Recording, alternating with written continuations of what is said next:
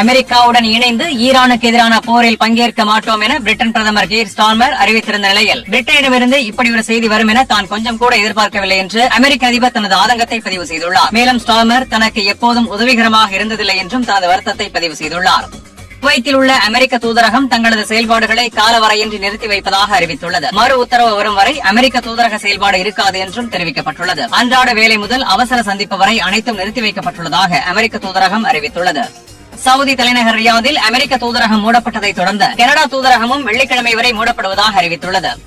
Iran மீது Israel America நடத்திய கூட்டு தாக்குதல் சர்வதேச விதிகளுக்கும் சர்வதேச உறவுகளுக்கான அடிப்படை கோட்பாடுகளுக்கும் எதிரானது என்று சீன வெளியுறவு அமைச்சகத்தின் செய்தி தொடர்பாளர் மாவோனிங் தனது கண்டனத்தை பதிவு செய்துள்ளார். மேலும் அணுசக்தி தொடர்பான பேச்சுவார்த்தை அரசியல் மற்றும் ராஜதந்திர ரீதியில் மீண்டும் தொடங்கப்பட வேண்டும் என்று சீனா தரப்பில் வலியுறுத்தப்பட்டுள்ளது. மேலும் அமைதியான முறையில் அணுசக்தியை பயன்படுத்துவது அந்தந்த நாட்டின் உரிமை எனவும் சீன வெளியுறவு அமைச்சகத்தின் செய்தி தொடர்பாளர் கருத்து தெரிவித்துள்ளார்.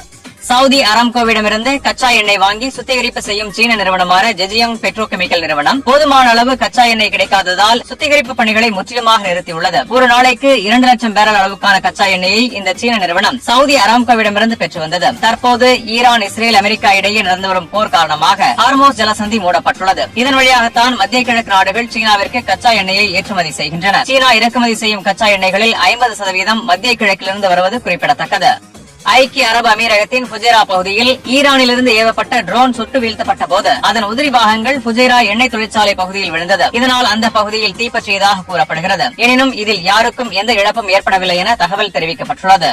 லெபனானுக்குள் நுழைந்து கூடுதல் கட்டுப்பாட்டு பகுதியை கைப்பற்ற இஸ்ரேல் ராணுவத்திற்கு இஸ்ரேல் பாதுகாப்பு அமைச்சர் உத்தரவிட்டிருந்த நிலையில் லெபனான் ராணுவம் கூடுதல் கட்டுப்பாட்டு பகுதியிலிருந்து பின்வாங்கியுள்ளது. முன்னதாக இந்த பகுதியை ஹிஸ்புல்லா கட்டுப்படுத்தி வந்த நிலையில் கடந்த கால போரின் ஒப்பந்தத்திற்கு பிறகு இந்த பகுதியை லெபனான் ராணுவத்திடம் கொடுத்துவிட்டு ஹிஸ்புல்லா வெளியேறியிருந்தது. தற்போது இந்த பகுதியை இஸ்ரேல் ஆக்கிரமிக்கும் நிலையில் ஹிஸ்புல்லா இஸ்ரேல் மோதல் தீவிரமடையும் வாய்ப்பு அதிகரித்துள்ளது. மேற்கு ஈரானில் உள்ள ஹமதான் பகுதியில் அமெரிக்க இஸ்ரேல் கூட்டுப்படை நடத்திய வான்வழி தாக்குதலில் 5 பேர் பலியாகி 25 பேர் காயமடைந்துள்ளதாக செய்திகள் வெளியாகியுள்ளன. கெர்மான் பிராந்தியத்தில் நடந்த மற்றொரு தாக்குதலில் 13 ஈரான் ராணுவ வீரர்கள் கொல்லப்பட்டதாக அறிவிக்கப்பட்டுள்ளது.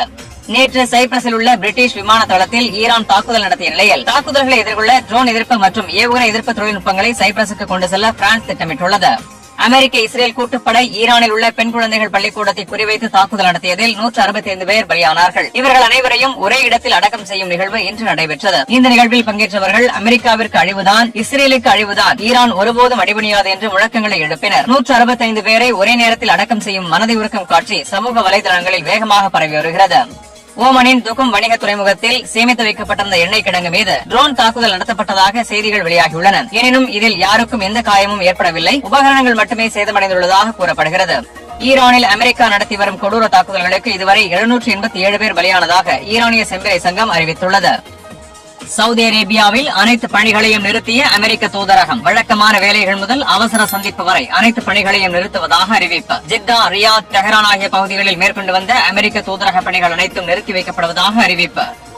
ஈரானுடன் நடந்த பேச்சுவார்த்தையில் யுரேனியம் செறிவூட்டலை 10 ஆண்டுகளுக்கு நிறுத்தி வைத்தால் ஈரானின் எண்ணெய்க்கு 10 ஆண்டுகளுக்கு தேவையான பணத்தை அமெரிக்கா தருவதாக உத்தரவாதம் அளிக்கப்பட்டதாக டிரம்பின் சிறப்பு தூதர் ஸ்டீவ் விட்காஃப் கூறியுள்ளார். ஆனால் ஈரான் அதை நிராகரித்து யுரேனியம் செறிவூட்டலுக்கு எல்லையற்ற அதிகாரங்கள் வேண்டும் என ஈரான் கேட்டதாக ஸ்டீவ் விட்காஃப் கூறியுள்ளார்.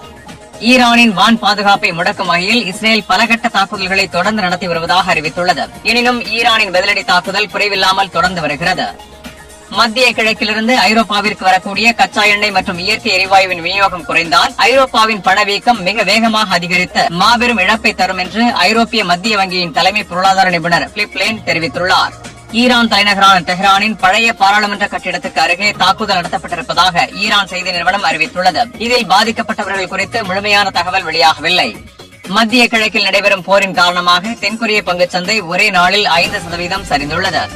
அமெரிக்க ராணுவத்தின் மத்திய கிழக்கு பிரிவான சென்காம் ஈரான் IRGC-யின் கட்டளை மற்றும் கட்டுப்பாட்டு மையங்களையும் வான் பாதுகாப்பு மையங்களையும் ஏவுகணை மற்றும் ட்ரோன் ஏவுதளங்களையும் போர் விமான தளங்களையும் அழித்திருப்பதாக எக்ஸ் தளத்தில் பதிவு செய்துள்ளது. எனினும் இதற்கான ஆதாரத்தை சென்காம் வெளியிடவில்லை.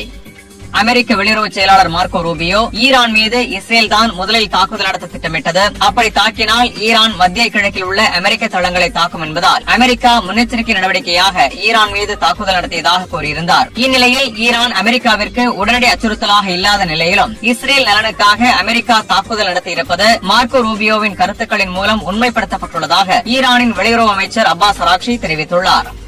வடக்கு இஸ்ரேலில் உள்ள ராமத் டேவிட் விமான தளத்தில் தாக்குதல் நடத்தியுள்ளதாக லெபனானின் ஹிஸ்புல்லா அறிவித்துள்ளது. இஸ்ரேல் தெற்கு லெபனான் மற்றும் பெய்ரூட்டில் நேற்று தாக்குதல் நடத்திய நிலையில் அதற்கு பதிலடி தரும் வகையில் இந்த தாக்குதல்கள் நடத்தப்பட்டதாக ஹிஸ்புல்லா அறிவித்துள்ளது. பஹ்ரைனில் உள்ள அமெரிக்க விமான தளத்தையும் நோக்கி மிகப்பெரிய ட்ரோன் மற்றும் ஏவுகணை தாக்குதல் நடத்தப்பட்டுள்ளதாக ஈரானின் IRGC அறிவித்துள்ளது. ஈராக் மற்றும் ஆப்கானிஸ்தானில் நடத்தியது போல நீண்டகால போரை டிரம்ப் நடத்த விரும்பவில்லை என்று அமெரிக்க துணை ஜனாதிபதி JD வான்ஸ் தெரிவித்துள்ளார். உரிய காரணங்களின்றி டிரம்ப் அமெரிக்காவை போருக்கு அழைத்துச் செல்ல மாட்டார் எனவும் கூறியுள்ளார். சவுதி அரேபியாவின் ரியாத் நகரை நோக்கி வந்த 8 ட்ரோன்களை அல் ஹர்ஜ் பகுதியில் தடுத்து அளித்திருப்பதாக சவுதி பாதுகாப்பு அமைச்சகம் அறிவித்துள்ளது.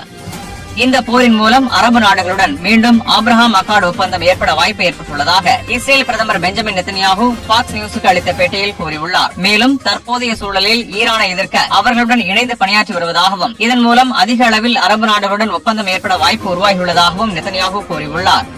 ஈரானிலிருந்து கத்தாரை நோக்கி ஏவப்பட்ட 101 பாலிஸ்டிக் ஏவுகணைகளில் 98 ஏவுகணைகள் இடைமறித்து அழைக்கப்பட்டதாகவும் 39 ட்ரோன்களில் 24 ட்ரோன்கள் இடைமறித்து அழைக்கப்பட்டதாகவும் 3 குரூஸ் ஏவுகணைகளை அழித்திருப்பதாகவும் 2 Su-24 போர் விமானங்களை செயலிழக்க செய்திருப்பதாகவும் கத்தார் பாதுகாப்பு அமைச்சகம் அறிவித்துள்ளது.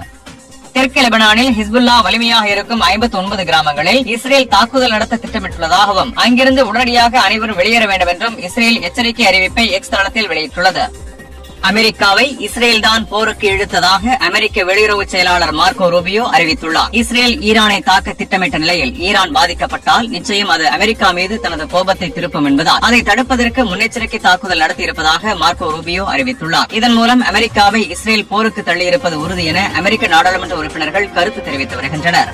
பேச்சுவார்த்தைகள் நடந்து கொண்டிருந்த நிலையில் அமெரிக்கா தாக்குதல் நடத்தி ராஜதந்திர நம்பிக்கை துரோகம் செய்திருக்கிறது என்று ஈரானின் வெளியுறவு அமைச்சர் அப்பாஸ் அராக்சி தெரிவித்துள்ளார். மேலும் ஈரானின் அண்டை நாடுகளான அரபு நாடுகளுடன் நாங்கள் போரிடவில்லை, அங்கு இருக்கும் அமெரிக்க தளங்களை குறிவைத்து அமெரிக்காவுக்கு எதிராகத்தான் போரிட்டு வருகிறோம் என்றும் கூறியுள்ளார். ஆனால் அமெரிக்க வீரர்கள் தாக்குதலிலிருந்து தப்பிக்க ஹோட்டல்களுக்கு ஓடினாலும் அவர்கள் தப்பிக்க முடியாது என்று அப்பாஸ் அராக்சி தெரிவித்துள்ளார்.